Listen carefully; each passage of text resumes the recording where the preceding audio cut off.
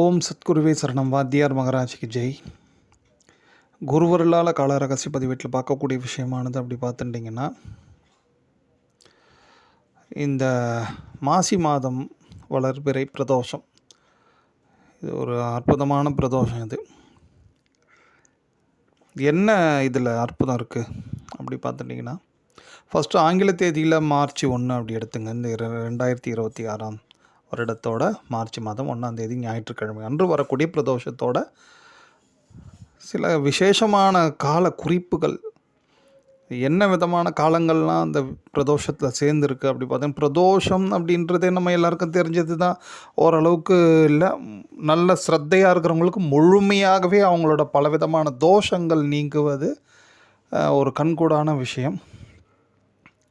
அதனால் இந்த பிரதோஷமே விசேஷம். பட் அதோட சில காலங்கள்லாம் சேரும் பொழுது அந்த பிரதோஷம் எப்பேற்பட்ட அனுக்கிரகம் பண்ணோம் அப்படின்றத வாத்தியார் சொல்லி வச்சுருக்கக்கூடிய அந்த விஷயங்களை பார்ப்போம். அதன்படி முதல்ல ஞாயிற்றுக்கிழமை வந்தாலே அது ஒரு ஞாயிற்றம்பல பிரதோஷம் அப்படின்ட்டு ஒரு விசேஷமான திருநாம வாத்தியார் அது கொடுத்துருக்காங்க. சூரிய பகவான் எங்கெல்லாம் சில கோயில்களில், குறிப்பிட்ட கோயில்களில் சூரிய பகவான் பூஜை பண்ணுவார். தன்னோட ஒளி கிரகணங்களை சுவாமி மேலே படும்படி நடக்கும்.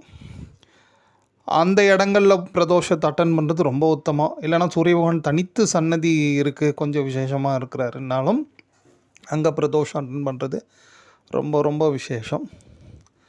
அதுக்கடுத்து பார்த்துட்டிங்கன்னா கரிநாளும் இருக்குது.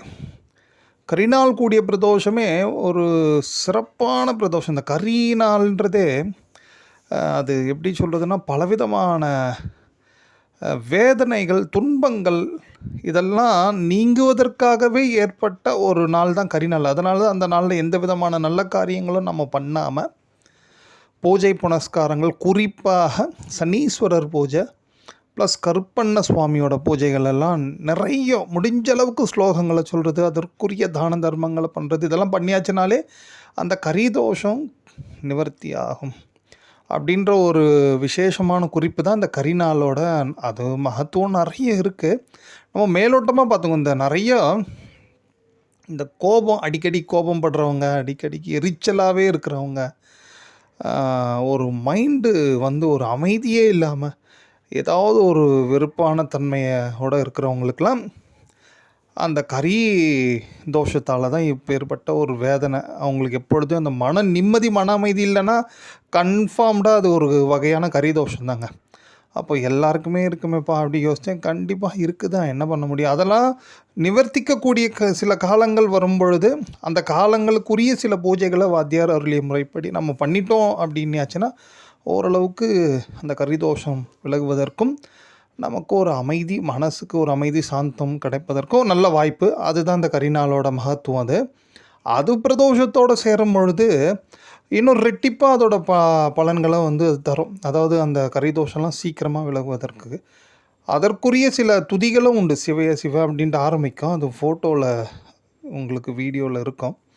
அதை கூட அந்த பிரதோஷ நேரம் முழுவதும் நீங்கள் சொல்லலாம். குறிப்பாக காக்கைகளுக்கு பிரதோஷ நேரம்ன்ட்டு இல்லை, காலையிலேருந்து உங்களுக்கு எப்போது நேரம் கிடைச்சாலும் ஒரு தாமரை இலையில் நெய் சாதம், சுத்தமான நல்ல நெய் சாதத்தை வச்சுட்டு காக்காண்டு கூப்பிட்டு அதை சாப்பிட்ற வைக்கிறதுக்கு ரொம்ப முயற்சி பண்ணுங்க. ஏன்னா இது மிகப்பெரிய அனுக்கிரகம் கிடைக்கும், பித்ருக்களோட ஆசி கிடைக்கக்கூடிய ஒரு அற்புதமான விஷயம் இது அப்படின்ற ஒரு விஷயத்தையும் வாத்தியார் குறிப்பிட்டு சொல்கிறாரு. ஏன்னா இந்த காக்காய்களுக்கு உணவுலாம் கூட வாத்தியார் என்ன சொல்கிறாருன்னா, கொஞ்சம் நிறைய நல்ல சத்தான உணவாக அதுங்களுக்கு ஈவன் மூலிகைகள்லாம் கூட வைக்க சொல்லியிருக்காரு ஒரு சில குறிப்பிட்ட நாட்களில்.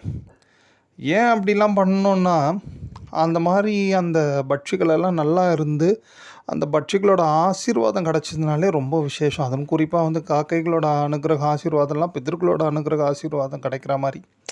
ஸோ அதனால் அதுக்கான முயற்சி நீங்கள் பண்ணலாம். அடுத்து 3வது ஒரு விஷயந்தான் ரொம்ப ரொம்ப முக்கியமான விஷயம். அதான் அதிகண்ட யோக பிரதோஷம் அப்படின்ட்டு வாத்தியார் அதை குறிப்பிட்டு சொல்கிறார். ஏன்னா மாலையில் அதிகண்ட யோகம்ன்ட்டு ஒரு யோகம் இருக்குங்க. 27 யோகங்கள்லையும் விஷ்கம்பம், பிரீத்தி, ஆயுஷ்மான், சோபாக்கியம் அப்படின்ட்டு போகுது இல்லையா. சோபாக்கியம், சோபனம், அதிகண்டம். அந்த அதிகண்ட யோகம் கூடிய பிரதோஷம். ஸோ அந்த சமயத்தில் என்ன பண்ணலாம் அப்படின்ட்டு வாத்தியார் அதை குறிப்பிட்டு சொல்லியிருக்காரு. பார்த்தாச்சுன்னா, இந்த கருப்பு கயிறில் சங்கோட கருப்பு கயிறு இருக்கும். அந்த மாடு தீவனம்லாம் வச்சுருக்கிறவங்க கடையில் கேட்டால் கூட தெரியும்னு நினைக்கிறேன். அதை வாங்கி பசுமாட்டுக்கோட கழுத்தில் கட்ட சொல்கிறாரு. முடிஞ்சால் பொன்மாங்கல்யம் கூட தானம் பண்ண சொல்கிறாரு. அது அவங்கவுங்களோட விருப்பம். இதோட பலன் என்ன அப்படி பார்த்தாச்சுன்னா, இந்த வாத்தியார் என்ன சொல்கிறாருன்னா, நம்ம ஜாதகத்தில் தெரியக்கூடிய கண்டங்களுக்கு மதியரி கண்டம் அப்படின்றார். அதை கண்டுபிடிச்சிடலாமா. ஆனால் ஜாதகத்தாலேயும் கண்டுபிடிக்க முடியாத சில கண்டங்கள் எப்பொழுதுமே ஒரு சிலருக்கு இருக்கும் அப்படின்வார். அந்த கண்டங்களுக்கு பேர் அதீத கண்டம் அப்படின்றாரு. ஸோ அப்போது இந்த மாதிரி கண்டங்கள் என்ற ஒன்றே என்ன குறிப்பிடுது அப்படி பார்த்துட்டிங்கன்னா, வேதனை, துன்பம், ருணம், அதாவது வலி, இதை குறிப்பிடுவது தான் இந்த கண்டங்கள். ஸோ இந்த கண்டங்கள் ஏதேனும் இருந்தாலும் இனி ஏற்படாமல் இருப்பதற்கும் இந்த மாதிரி அதிகண்ட யோக நாமத்தில் வரக்கூடிய பிரதோஷத்தில் நாம் இந்த மாதிரி பசுமாடோட கழுத்துக்கு கருப்பு கயிறை கட்டுறது, முடிஞ்சால் ஏழையாக இருக்கக்கூடியவங்களுக்கு ஒரு சின்ன பொன்மாங்கல்யம் தானம் பண்ணுறது, இதெல்லாம் பண்ணுறதுனால ரொம்ப விசேஷம். இந்த மாதிரி கண்டங்கள், பலவிதமான கண்டங்கள் இருப்பின் அவை நிவர்த்தி ஆகும் அப்படின்ற ஒரு விஷயத்தையும் வாத்தியார் இங்கே குறிப்பிட்டு சொல்கிறாங்க.